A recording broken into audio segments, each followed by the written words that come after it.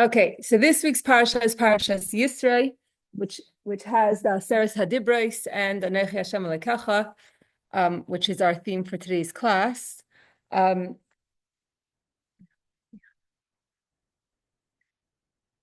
This was definitely the harder of the two teachings. You never put the easy way out. But I couldn't resist, and I'll tell you why. I'll tell you why I chose this Sicha, and I'll preface with a story. The story is that there was Rabbi David Shachat living in Toronto. He was sent on Sichos to Toronto.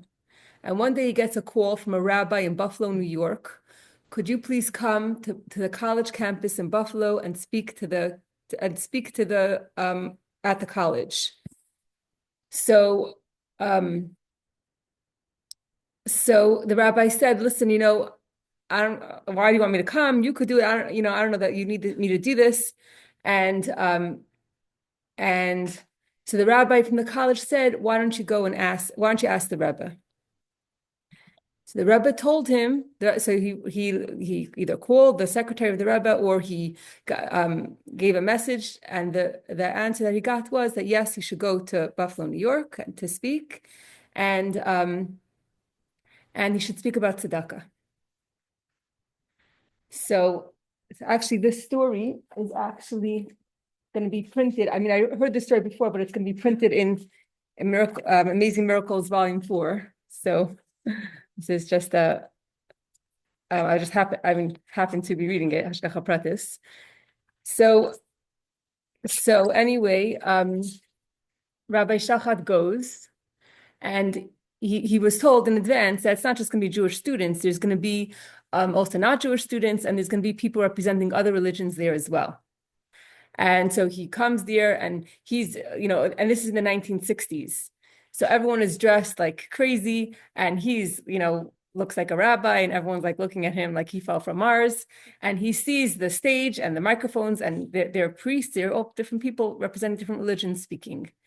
And each one does their thing, and then he speaks, and he speaks about the mitzvah tzedakah, and he told a story.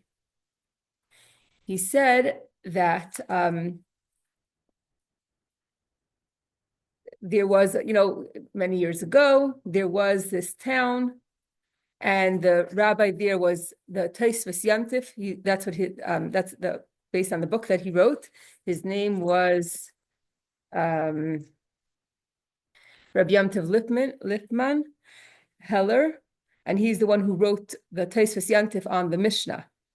And in the town that he lived, there was this man who was very, very rich, and he was a big miser. And his name was Yisro. And he would never give tzedakah to anyone. Even if people were freezing cold and starving hungry, knocking on his door, he would never give anyone tzedakah. And the children would sing when he walked by, there goes Yisro, so rich and mean, he won't give a crumb, not even a bean. That's what they would say. Anyway, So he grew old, he got older, and the Chevra Kadisha came to him and said, maybe now you'll get tzedakah, it's almost the end of your life.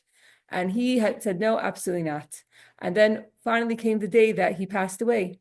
And everyone was so angry at him that he never gave anything to tzedakah, that no one wanted to give him a Jewish burial. But one individual, in the middle of the night, when no one was looking, a few days later, gave him a proper Jewish burial. And then what happened was that Friday, there was a big, long line of people standing at the Rabbi Yomtiv Lippman's door. They were all asking for tzedakah. And so, the community said that he never said anything, but so basically, they said, all these people said that every single week, someone would put an envelope by their door with money. And all of a sudden, there was no envelope this week. So everyone is coming to ask the rabbi for tzedakah because they don't have money to feed their families. And so what happened? What's going on here? And one person said, I think I saw one time Yisro putting an envelope by someone's door, and I didn't say anything because I didn't think it was possible.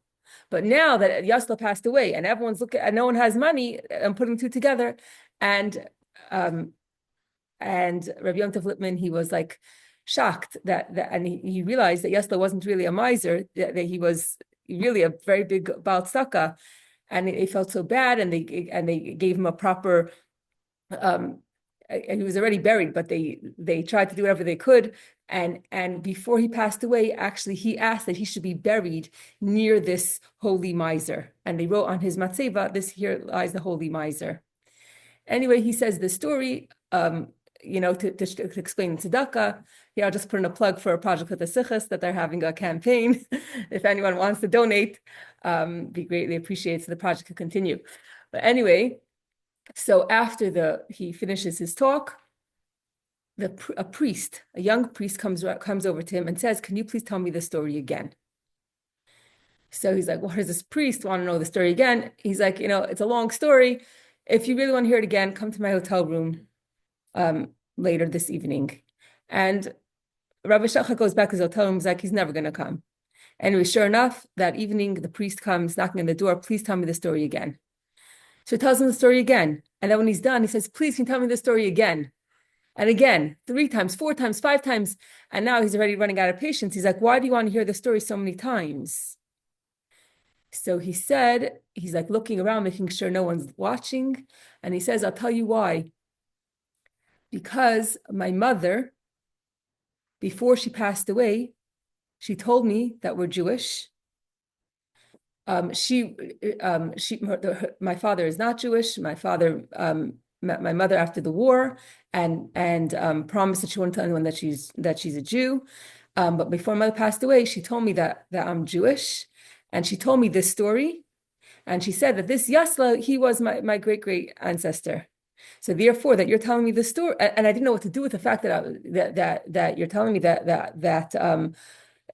you're saying that I didn't know what to do with the fact that my mother told me that I'm Jewish, but now that I hear your story, that I hear this story, and it's just incredible."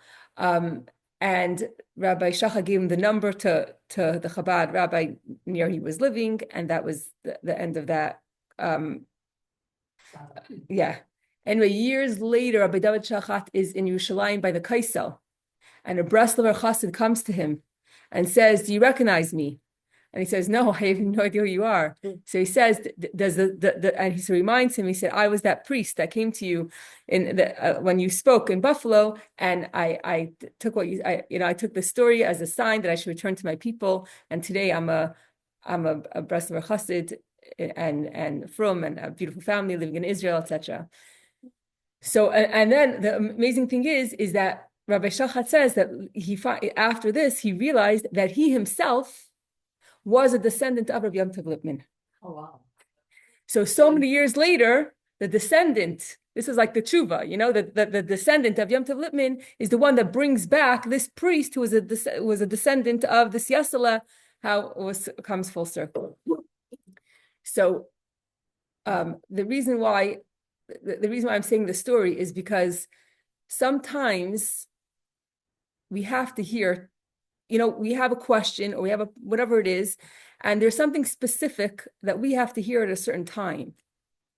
And I think that's what's so incredible about Project with the Sichos is that every week when we learn that whatever we're learning, it's so fitting to our situation, to our personal life, to what we're going through. And it's like this, it's just incredible that these teachings that were officially like randomly selected, which halakim are being learned which year. And it's my husband who puts the calendar together. He didn't learn all the teachings before he chose them, but we're doing a few, these halakim these years, these halakim those years, whatever it is, and it's like random. But it's so incredible how these teachings are so relevant and applicable specifically to this week. So that's what I felt about this teaching, and that's why I specifically chose it, even though it was probably the harder one, because this week, after, one tragedy in the Chabad community, and we lost a dear shliach. Last night there was a Zoom meeting for all the New Jersey. They had one for the shluchim, one for the New Jersey shluchos. So we lost a very special shliach, Rabbi Levi Velasov, and then personally in our Tom's River community we lost an amazing doctor. And And then comes Matzah Shabbos, and we go to the phone, and then we see all the pictures from Gaza. We see the hostages, how they look, and you see, how hungry and malnourished and weak and pale and thin, and you see you see the Hamas guys like Nazis standing with such pride, with their ranks and their all their stuff, and you're like, what is going on in this world? Like, hello, it's just, it seems it's very difficult. It's very difficult. A father of 43 passed, to pass away so suddenly, leaving his wife who was expecting and 8 children, two of whom they adopted because their parents passed away. A lot of questions. And this week's project of the Sichos teaches us about the very first mitzvah in the Torah, which is to know Hashem, not to believe in Hashem, but to know Hashem. And First mitzvah, because last time we learned that the Kiddush HaChodesh is the first mitzvah. That's the first mitzvah in chronological order of the Torah, but the Rambam enumerates the 613 mitzvahs, and his count, Anech Hashem Lekacha, is the first mitzvah. It's like the foundation. As far as the rest. But what is it? That's not the first one in the Torah. Yeah. So the Rambam wrote 14 books. It's called the Mishnah Torah, or the Yad HaChazaka. And in the beginning of the Rambam, he enumerates a list of the 613 mitzvahs, what they are. And then he lists them extremely briefly. And then you have the rest of the Mishnah Torah, the Yad HaChazaka, the 14 books of the Rambam. Just as an intro, this teaching was said in the year 1984. And it was said in numerous parts. It was said before the Rebbe started this topic before Pesach. He said the reason why he's speaking about this is because the Rambam's birthday was on Erev Pesach in the 3rd hour of the afternoon. It's very interesting because to show us that the Rambam was so precise in everything that he wrote that we even know the exact hour that he was born. And the Rebbe's birthday is Yud Aleph Nisan, the 11th of Nisan. So the fact that the Rebbe's birthday and the Rambam's birthday are next to each other. So he's speaking about this. And at that time, it started in 1984, before Pesach, and then he continued this topic on Acharon Shel Pesach, and he continued after that a 3rd time, and then the following year continued speaking about it again. And at that point is when the Rebbe launched this campaign that men, at least men, should learn 3 prakim, 3 chapters of Rambam every single day. So I never opened up a Rambam in my life, but the first 4 chapters of the Mishnah Torah are so crucial, and it tells us about this mitzvah of knowing Hashem. So when we have all these millions of questions, Hashem, where are you? Of course, we learned Shar B'Tachon, which I haven't learned properly. But this is literally a mitzvah in the Torah to know Hashem, and specifically to know Hashem. The first mitzvah is not to believe in Hashem, because belief has to come first. If you don't have belief, you can't have a mitzvah to believe in someone who commands you 613 commandments. The belief has to come first. Once you believe in Eibishter, now you could have 613 mitzvahs. So it's not to believe, it's to know. And what it means to know, that's what this teaching is all about. And there's 4 chapters here. So we're not going to have time to read the 4 chapters. And I didn't have time to read the 4 chapters either. But it's just so comforting to know you're asking where Hashem is, just open up the Rambam and start reading about Hashem. And once you start reading how perfect Hashem is, how complete Hashem is, all things that Hashem created and all the spiritual stuff and everything like that, you'll be able to relax. You'll be able to reaffirm your belief and your knowledge of Hashem, that Hashem is in control. And yes, we don't understand so many things, but we have a mitzvah to understand as much as we can, and to hang on to these words of the Rambam. It's just so important. It's Aleph Beis. It's literally Aleph Beis. And why I never had the opportunity to even know that this even existed in the Rambam is a question that I don't know how to answer, but this is literally Aleph Beis. It's the foundations of Torah. And just the fact that the Rebbe speaks about it, just the knowledge that we could find solace and comfort in these first four chapters of Rambam, that itself is the lesson to even know where to go to when you're falling apart. So that's why I really wanted to go for this teaching. And also what the Rebbe is going to show us is that how the beginning of the Mishnah Torah and the end of the Mishnah Torah are so connected and tied to each other with little nuances. The Rebbe could have said, listen, all these tiny little gems, it's okay, but the fact that the Rebbe spoke about it and made it accessible to us and teach us about it, and you'll see all these little tiny details to connect the beginning and the end of the Rambam. It's such a gift. It's like really the cherry on the top to give us this information. And for that, we're so indebted to the Rebbe and indebted to Project of the Sichos for translating these teachings and literally making it accessible to us. This as it is, it's hard to understand. But without the English and without the shiurim, to listen again and again and again to be able to comprehend something from it, it's just such a gift. Especially we're coming from Yod Shvat was Shabbos, Yod Aleph Shvat is Sunday. We're celebrating 75 years of the Rebbe's leadership. We're starting the 6th year of Project Likkutei Sichos, starting the 6th cycle this week. So we should have the geula, but to be able to hold on to the school curriculum. So actually, it's interesting that you say that. So we're only 6 years. This is only the 6th year of the project. This is like the teacher. More like introduced it at a certain point. They just You mean the Rambam? She's asking about the Rambam. Oh, so what's the question? Oh, it's not part of the school curriculum. The kids, the boys after in yeshiva, they do it in their own time. The Chitas and Rambam. The women do Chitas and Sefer Mitzvahs.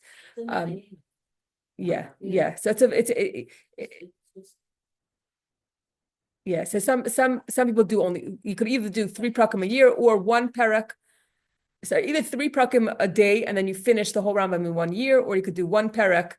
1 parak a day, and then you finish it in 3 years. It's just funny in the Chabad match in the survey they ask you questions. So part of the questions is, do you do chitas? Do you do 1 parak of Rambam or 3 prakim of Rambam? That's literally in the resume.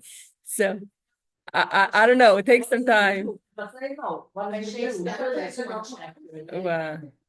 lot of the mitzvahs are not so relevant as women, and meaning, I don't know, for me, I'm just curious about you always learn what's not relevant. You learn. So you learn about. Yeah, I don't know. Yeah, sometimes it's longer, sometimes it's shorter. Have actually teaches 1 chapter. We actually we switched by the no more mitzvahs left. We're going to be doing a Chabad.org. He's not setting up on the announcements anymore. So he has a short 5-minute clip. But if you go to Chabad.org, it's going to be. But anyway, the Rambam was the Rebbe was very into Rambam, and it's something that's very at least in the Chabad world, it's something that's very a very big emphasis, Chitas and Rambam.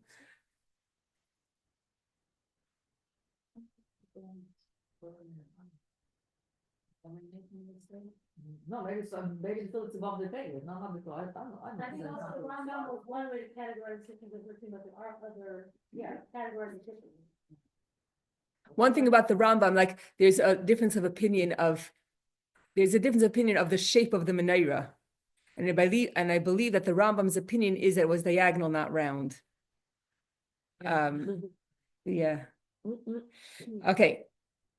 So anyway, there is no mitzvah to believe in Hashem. It's a mitzvah to know Hashem. And the first question that we ask is that when you open up so the first is a list in the beginning. We could pass these around that you could see in the beginning of it's all in English as well. The beginning, which is more than half the book, is just listing the 613 mitzvahs very briefly. And then when you open it up, the first chapter, so what do you expect?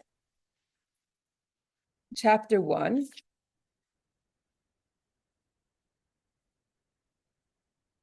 The foundation, so you're page 139, till page 139, just to list the mitzvahs. The foundation of all foundations and the pillar of wisdom is to know that there is a primary being who brought into being all existence. All the beings of the heaven, the earth, and what is between them came into existence only from the truth of his being. Do you see anywhere in this halacha the word mitzvah? No. I would expect the first mitzvah, tell me, the first mitzvah, no, he doesn't do that. Then continues the second halacha.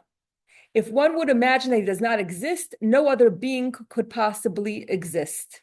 And then 3, and then 4, and then 5, and then only by halacha 6, does it say the knowledge of this concept is a positive commandment, as implied by Exodus 22, I am God your Lord. It takes until the 6th halacha for him to actually say that the first mitzvah is Anech Hashem Lekecha. And the question is, why are you waiting till the 6th halacha? Why don't you bring it right away? That's question number 1. Okay. So basically what the Rambam is trying to teach us, and the Rebbe is telling us what the Rambam is trying to teach us, is that when it says the mitzvah is to know Hashem, right? And it doesn't just mean that you should know Hashem in a general way, but there are certain details that you have to know. And the Rebbe also quotes the Abarbanel and the Tzemach Tzedek who explain the Rambam, and basically they say that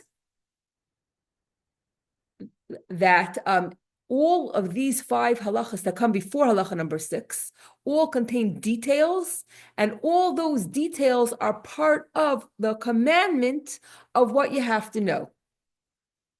And that's why it doesn't say it until halacha number 6, because all these details are literally part of the mitzvah. And the fact that I never opened this book till today to even know what that is, and you're talking about the foundation of all the foundations. I'm sure you know the concepts. I mean, it's not like, all foreign subject. It's just not, you didn't read it on the book, but there's the things that we but it's amazing to see the source and to see the source, to see where it's written, and to read it properly and to learn it properly. So there's 2 points here. Not only do you have to know Hashem, which includes all the details of the first 5 halachos, but you also have to contemplate on these details until it resonates with you in order to fulfill this first mitzvah of Anech Hashem Lekecha, which is in this week's parsha. Okay.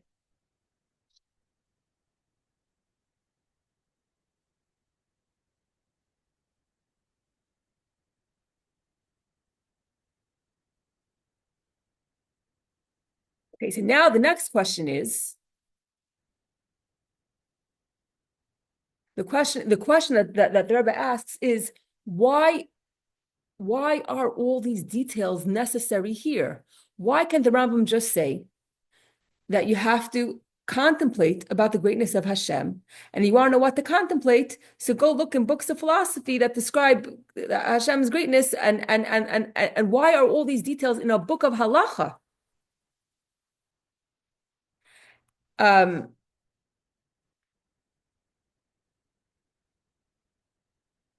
And not only that, but after the first 5 halachas and then the 6th halacha, then after that, altogether 4 prakim are dedicated to details and details and details of the greatness of Hashem. And to be more specific, the 2nd chapter speaks about something called Maaseh HaMarkava. Markava literally means a chariot of God. So the 2nd chapter speaks of the intro for the 2nd chapter is that we have to love and fear Hashem. And then it goes on and speaks about the angels and things that are that have form but no matter. We have matter and form. Matter means something physical. So we have matter and form, but then those celestial beings and things that are way above this universe, that is considered Maaseh Markava, things about the Creator himself. And that is spoken about in chapter 2. Chapter 3 and 4 is Maaseh Bereshis, which is all about creation. So altogether, you have a total of 4 prakim with details and details, pages and pages. And the question is, why are all these details listed in the Rambam, which is the book of halacha, seemingly all these things about all the incredible things that Hashem created, the sun, the moon, the stars, constellations. I still have, that's my next project, to even read these 4 prakim. Why do we need all these details in a book of halacha?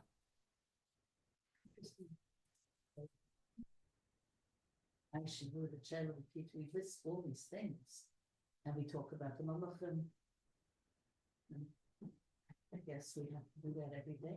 It's the foundation of all foundations and the pillar. I don't know where we were. So thank God we're learning Tanya. Thank God we're learning Tanya. And we see how important it is to learn Tanya, because Tanya really teaches us about Hashem as much as we could understand in this galus. But it's literally integral. It's not a joke. It's the most basic foundation, first mitzvah. Yes, there are many mitzvahs that are not relevant today, but I'm saying this is, this is Aleph Beis, and not just the mitzvah of the Rambam. It's not just belief. We already discussed that we have to have belief before we even come to the table, but not just to know that there's Hashem. Yeah, Hashem is here, Hashem is here, Hashem is everywhere, but to contemplate until it resonates with you. Yes, to learn Tanya is not just a extra thing. It becomes not just it's not a luxury. It becomes a necessity. You realize that it's a necessity. It's not just some people have extra time, but rather it's something that we really have to. This is the first mitzvah. Okay, now where does the Rambam get? Okay, so the Abarbanel and the Tzemach Tzedek, who's the 3rd Chabad Rebbe, they're the ones that explain that this is what the Rambam means. Now, what's the Rambam's source for what he's saying, that this first mitzvah, it's not to believe in God, but it's to know God, Hashem, and to know all the details? So the Rambam takes it from the Zayar.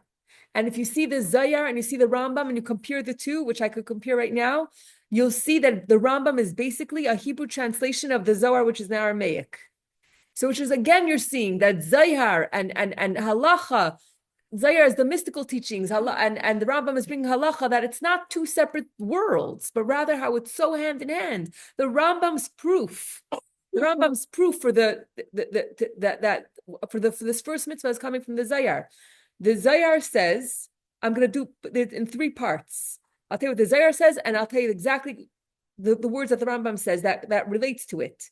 The Zayar says that this first mitzvah, V'nech Hashem Lekecha, this is the original instruction that all instructions are built on. The Rambam says, this is the foundation of all foundations and the pillar of all wisdom. So that one relates to the other. Then the Zayar says, you have to know that there is a supernal authority. The Rambam says you have to know that there is an original existence. So that correlates to each other. And then the Zohar says that this supernal authority created heaven and earth and everything within them. And the Rambam says he brought into existence everything that exists, and therefore whatever is from heaven and earth and in between is only a result of the truth of his existence. So you literally see how what I just read, from the Rambam is the first halacha, and I contrasted that to the Zohar, which is where the proof of where the Rambam, the proof for the Rambam for why he's saying that the first mitzvah is to know Hashem and to know the details and to contemplate the details, and it's not just a belief in Hashem. This is coming from the Zohar. Okay, now there's one little tiny question that you could ask. The Zohar's proof for everything is from a verse, "V'yadatem ki ani Hashem Elokechem," and you should know that I am God, your God. The word das, okay, which was actually said to the Yidden before Matan Torah. Hashem told us to Moshe to tell the Yidden before they left Egypt. So you could say, and the Rambam, what's his proof? Anech Hashem Elokecha. So the proofs are different. So why is it? Because what Moshe Rabbeinu told the Yidden before the Har Sinai in Mitzrayim, that was good for them. But the reason why we have a mitzvah to know Hashem is not because of what Moshe told the Yidden in Mitzrayim, but it's because we were commanded Nech Hashem L'Kecha b'Matan Torah. But after Matan Torah, it's a well-known thing that you could learn details of halachos from things that happened even before Matan Torah. For example, why do we give a bris to a baby at 8 days old? That's because it was instructed by Har Sinai.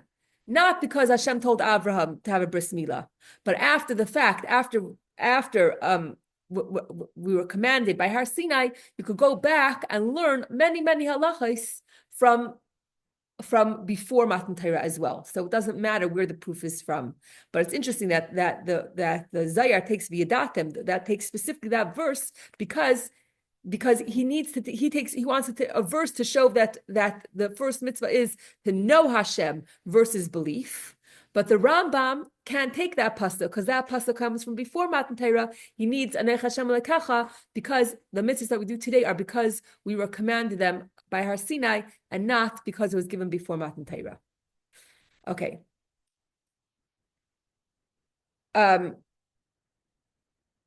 Okay, so we still are left with the question, especially since we see that the second chapter starts off Parak Beis.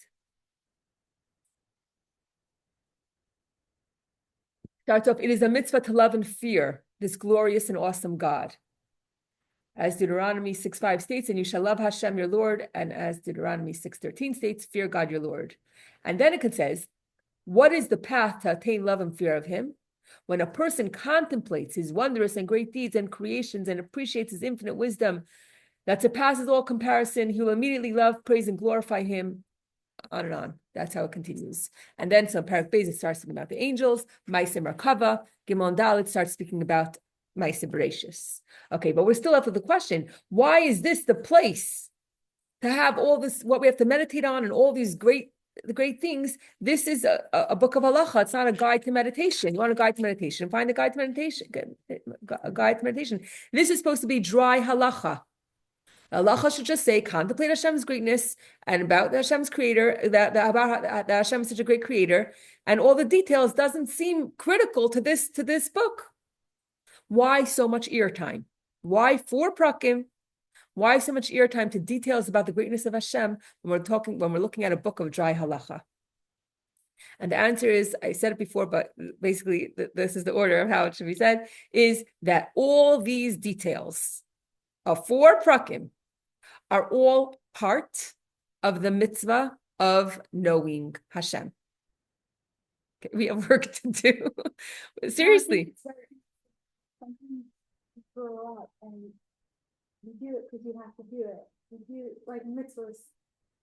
There's like an external reason why, whether it's reward or whatever it should build.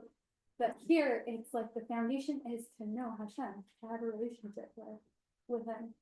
It feels way more Right, but I think that when you're online, younger, not just like, when you're younger, you have to learn the rules of the game, like if you're playing baseball. You know, you have to learn the rules, so at the beginning, you're being trained almost, you know, you're trained to make the bracha, and little by little, you say thank you to Hashem, or whatever.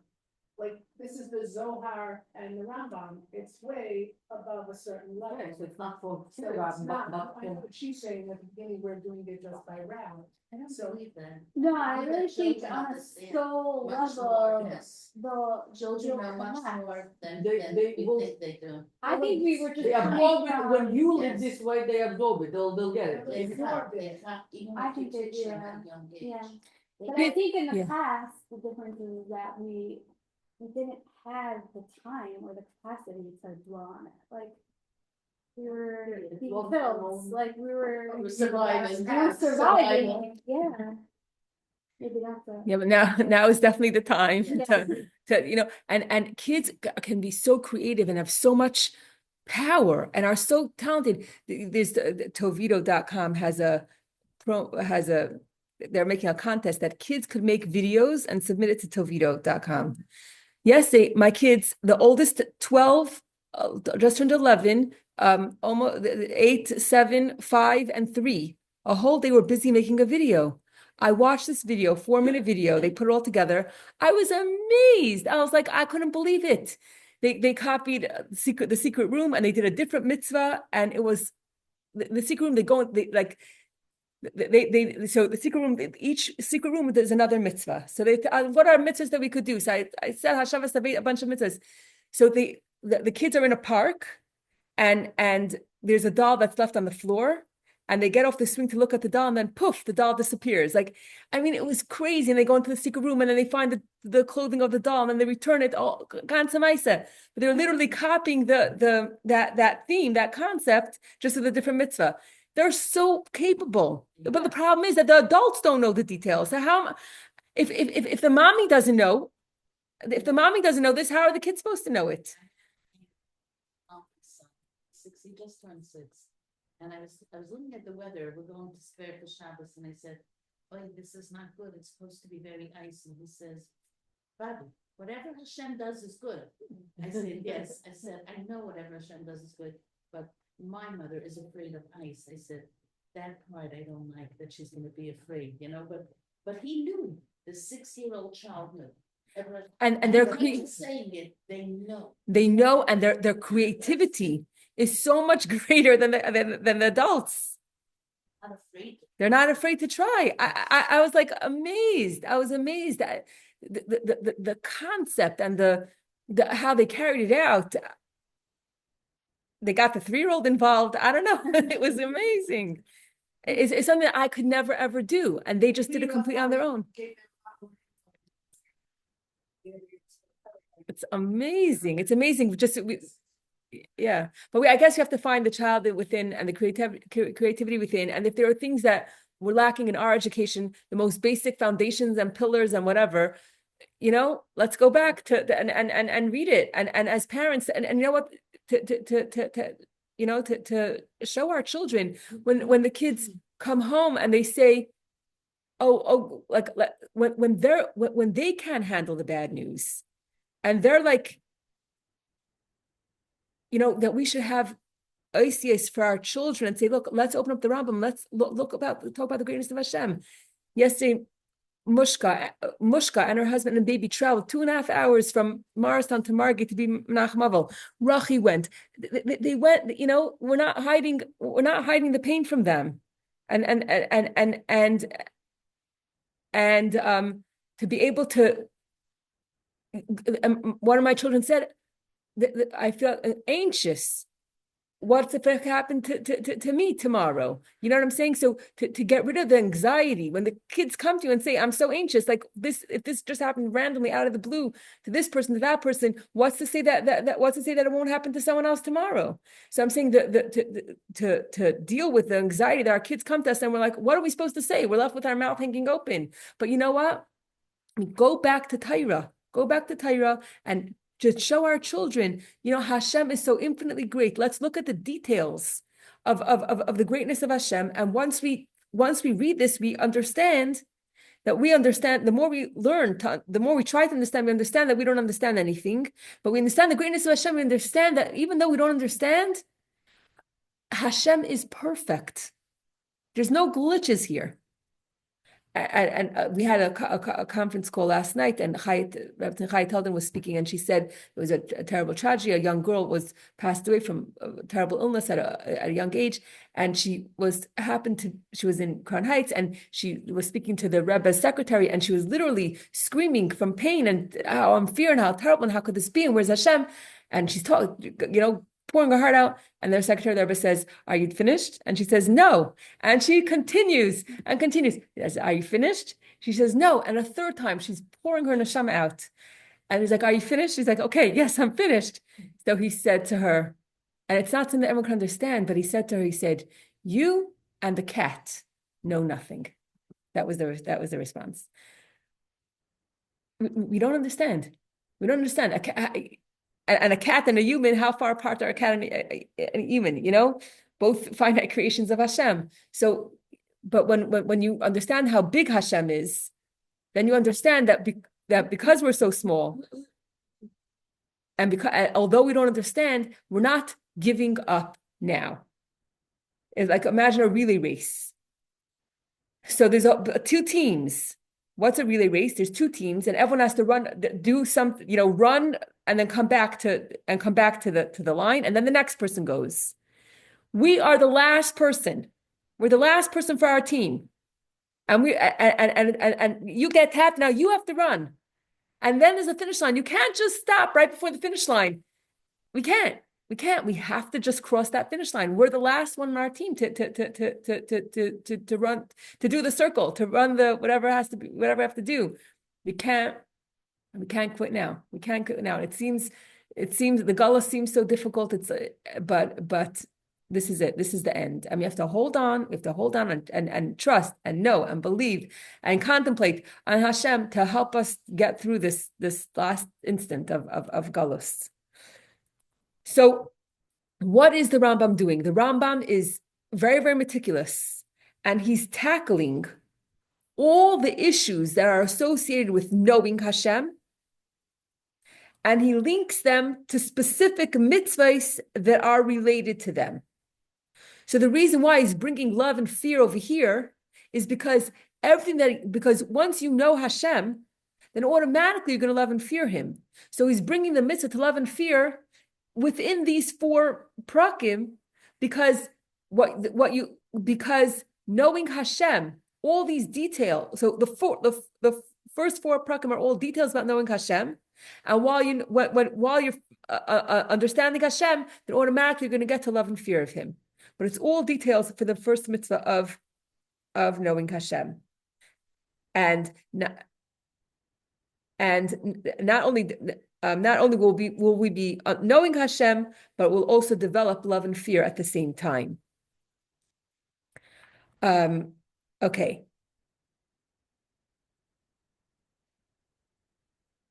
One more tiny thing. These four prakim are considered the Pardes of Torah. Pardes means the orchard. And we always say Pardes of Torah is Pshat Remez Rosh Side. That's an acronym for Pardes. But Pardes means the Pardes is the orchard. And these four prakim are called the Pardes of Torah, the orchard of Torah. Which means that Pardes of Torah is usually attributed to Kabbalah. It says that there were sages that entered the Pardes of Torah, and they didn't all come out, mentally well after that, because it was an experience. It was a mystical experience that once they went in, when they went in, they weren't prepared. They didn't go in prepared. To go in prepared means that you go in and you realize that the purpose is to come back out and to live down in this world. So if they went in and then the Kalei Nefesh, that their soul just wanted to come close to Hashem and not to come back to earth, so they weren't prepared. So Pardes of Torah is usually considered, the Kabbalah, which we don't just enter whenever we want. And okay, I want to find it in here where it says it.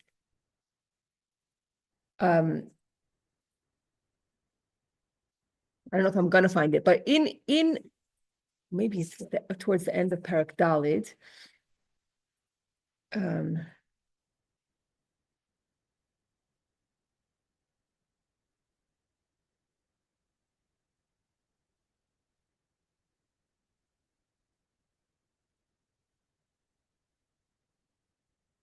Okay, I'm gonna look for it later. But anyway, it mentions that this is the Pardes of Torah, and so he says that we should not stroll in the Pardes. Strolling in Pardes means that you enjoy it and you delve into it. And to stroll in the Pardes of Torah, that you cannot do until you have the basic meat and potatoes, until you have the halachas, until you know halacha, until you know the how to live as a Jew and the basic stuff. You can't go into Pardes without first having the proper halachas and everything like that. But to enter Pardes, not to stroll, to enter Pardes, that we can do, not to spend all our time there, but to enter Pardes with the intention of coming back out onto this earth, that we could do. A lot of people use Kabbalah in an unkosher way for their own enjoyment, for their own ego. So the pleasure and enjoyment, that means strolling in Pardes. But we're not strolling in Pardes for pleasure and enjoyment when we're on a lower level, but we are entering Pardes in order to know Hashem. Because these chapters are very, very deep, talking about Maaseh Merkava and Maaseh Bereishis. These are very, very deep stuff, and this is considered Pardes HaTorah. It is these incredible secrets, and yet we are allowed to enter them and study these chapters because this is part of the mitzvah of knowing Hashem. Okay, now here it's going to get very, very fascinating here.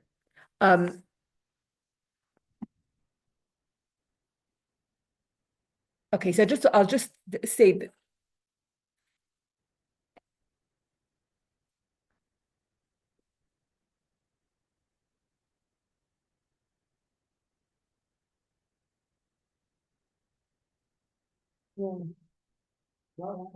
There's a Kabbalah, yeah, in the city, yeah. Like I said, a lot of people went to love this, that's all, because of- Yes. on his mental, a lot of Torah, There's a lot of spiritual people which are not Yes. religious, you know, it's No, not, there's also people that were very religious. And they- Eli Wiesel said, Huh? Eli Wiesel said that when they were 13 years old, some boys learned it.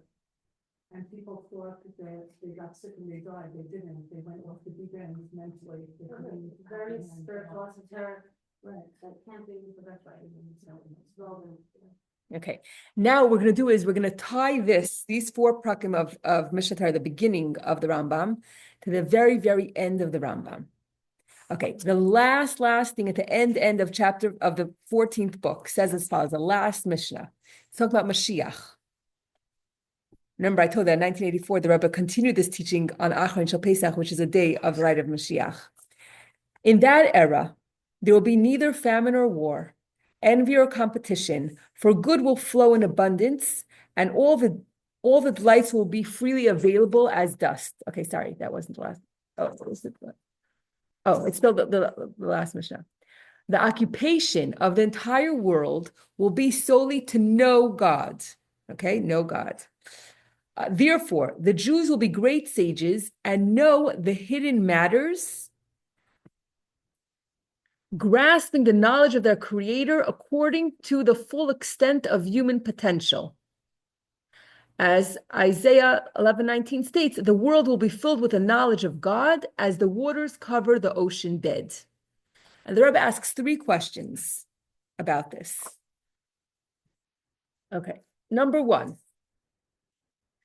You see, it says that the Jews will be great sages and they're going to know the hidden matters, comma, grasping the knowledge of their Creator according to the full extent of human potential. So when you talk about the secrets, it doesn't say according to the potential of a human being, but when it says the grasping of the knowledge of their Creator, that is according to the full extent of human potential. Why are you differentiating? Why does the Rambam differentiate between the secrets of Torah and knowing the Creator, because and saying that's only to the extent how much a human being could grasp? That's question number one. So how much a person could grasp is a limitation. Why is there a limitation to how much we can know about Hashem and not about the secret information? For the secret information, there's no limitation. For knowing Hashem, there it's only according to how much a human being can understand, which is a limitation. Why are you limiting that? That the knowledge of Hashem, the knowledge of the Creator according to the extent of human potential. 2.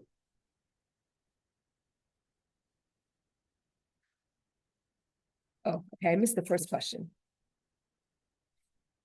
The first question is, what's the difference between the great secrets and the knowledge of Hashem? Question number 2, why is knowledge of Hashem being limited and secrets not? And question number 3 is, why is it relevant to say the world will be filled with the knowledge of Hashem? Why does it have to say, as the waters cover the ocean bed? Why does it have to say, Kamayim li'amachasim? Because there's a different place in the Rambam where it speaks in Hilchos Tshuva, where it speaks about Mashiach, and over there it says, Umalar says Hashem. It doesn't say Kamayim li'amachasim. The last words in the Rambam is Kamayim li'amachasim. Why does he have to bring the whole pasuk? What is what does the ocean add value to our discussion?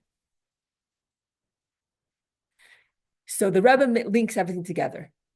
He says, remember in the beginning of the Mishnah, right? We said 2 things. There's Maisa Merkava and there's Maisa Bereshis. When Mashiach comes, what are the hidden secrets? That is Maisa Bereshis. When Mashiach comes, there will be no limitation. And the hidden secrets of Maisa Bereshis, to know all the hidden secrets about the creation, which is incredible and very deep, we will know all of that when Mashiach comes.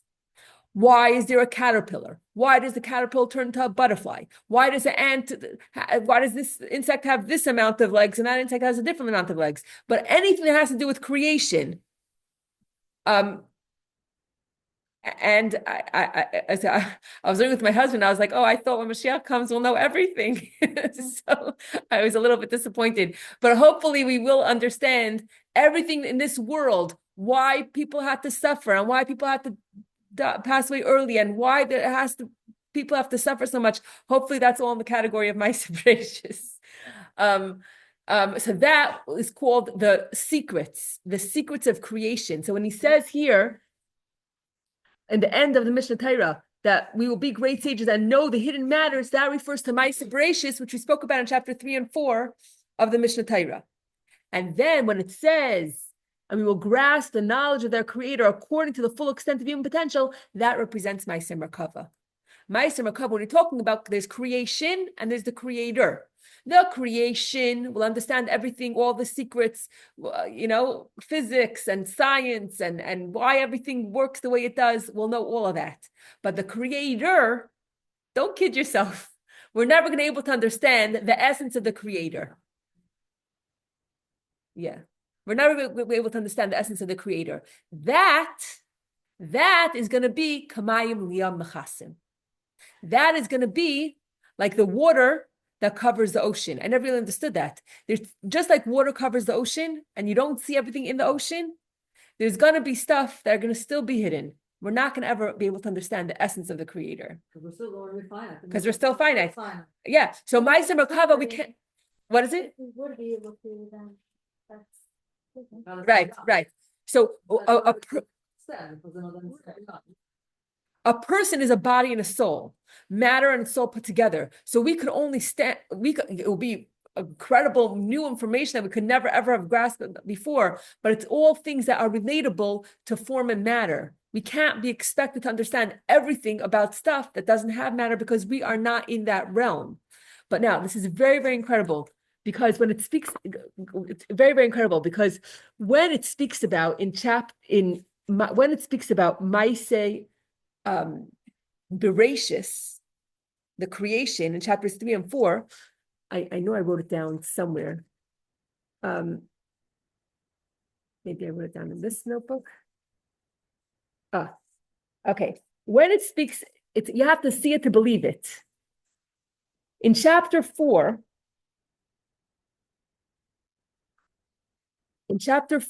Mishnah Yud.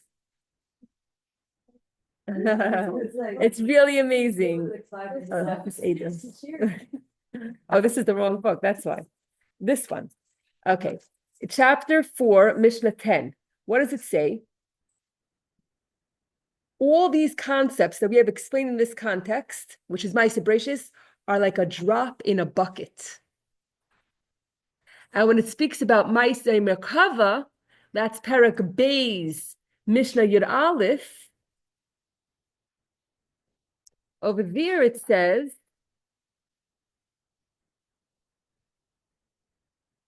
the concepts that we have mentioned about the subject matter in these two chapters are like a drop from the sea.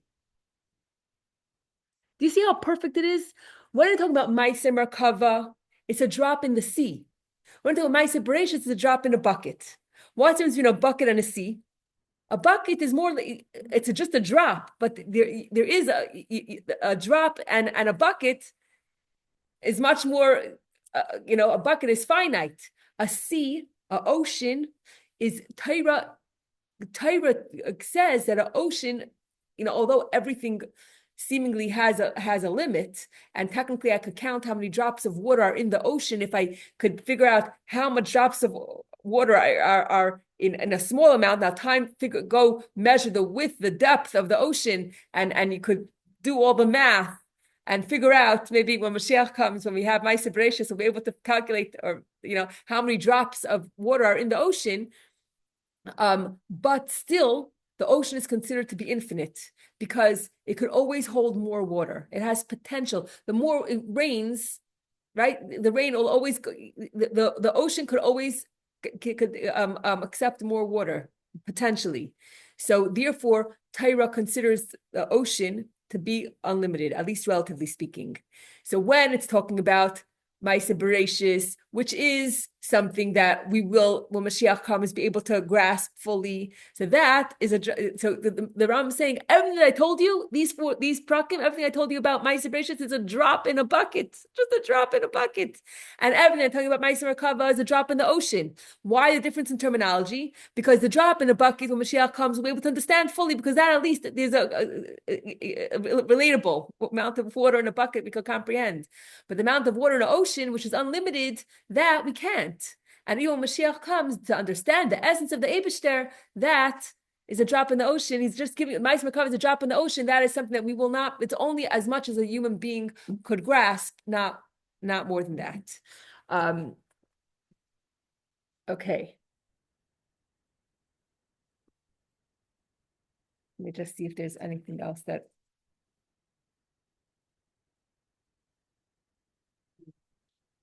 But he was answered, even the maidservant was able to point and say, can you imagine that? Yeah. I can't imagine actually, whenever I go to do something like, really the water splitting and dry, that can't But imagine. now we started doing yogi, and my husband, and it was another time that Hashem did it also. They are, Yeah. much smaller, yeah. They are, when it costs, they They take went water. to the going So, to yeah. Yisro, they're coming away on. And yeah, it happened, and it's just- No, the yard, which is, but it's not such a big one like the other thing, but it was else to. It got all dry on the side, so it's just like, whoa, I didn't remember that happening. Yeah, we don't. Now we decided to visit it. We start from the beginning? Yeah, because my husband never did it, so he wanted to be on the left. And then so we didn't joke him, but I'm like, I want to do Shmuel, I want to do it. And so I asked me stories. Right. That's going on. But this one. Yeah, those part of it, the beginning part of it is this story like. What's your stories or names of Malachim? Like Malachim. So then, yeah, but then counts all those, later on the Nebuah, so it's not so Right, so story then, like, not that's so so. interesting. Yeah. Oh, yeah, this class was telling you all the things are different. I'm like, okay, let's ask. There is the OU as the initiative of, I started some point and I got lost. I mean, I Which looked one? up, the OU as the initiative of learning the Nach, We had a sure day, whatever, It's not filming. not filming, whatever it is, yeah. So, yeah, I did it for some time, and, whatever. You So, did the very way- well. Even we, I we went was to our to cover have a child, shul labor. we ended up there and we just did it together. And that's ladies, and the only initiative is ladies teaching, it's, Some. maybe, and they do very, nice and concentrated, but still, there's so many things I try to do daily. Not everything. So just to conclude, basically, what usually these concepts of Maisa Bereshis and Maisa Merkava go into the category of Pardes of Torah, which we're not supposed to stroll into. But this one drop of the bucket or one drop of the ocean, that is for every single person, even the least knowledgeable Jew, is responsible, and it's part of it's part of the very first mitzvah of Nech Hashem Lekecha for every single Jew to know these four first prakim of Mishnah Torah, to know it and to contemplate about it and to internalize it.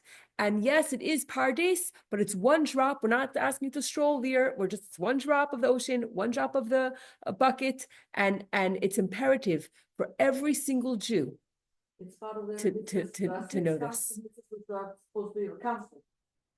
So this is, to know Hashem, to use Hashem, Ahavas Hashem.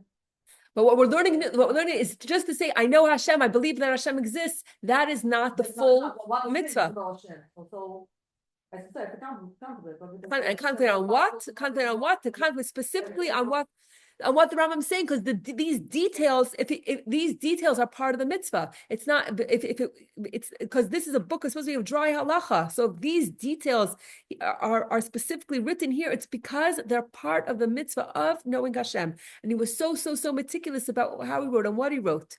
And it's extremely important to know specifically these details, because these details are actually part of the mitzvah. And then just to and from this teaching and from many other teachings, but we see the importance of women learning and women learning Chassidus, and how important it is, because to know to understand as much as we can about Hashem and about our relationship with Hashem and about the greatness of Hashem.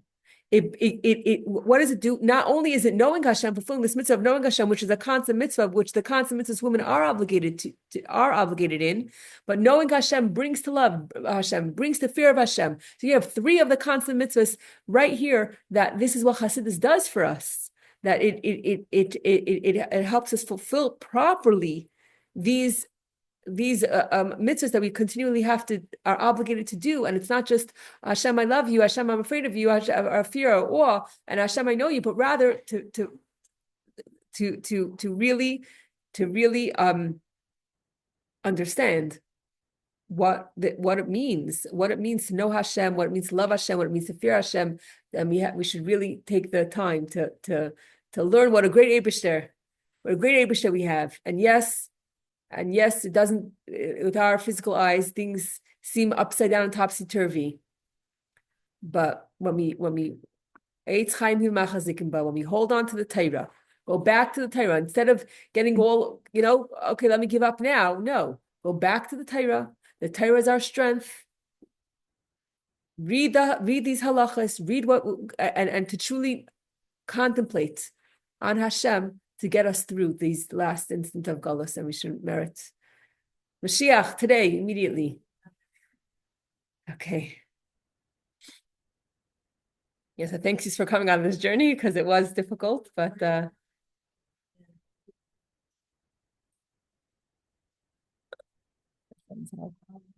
If I'm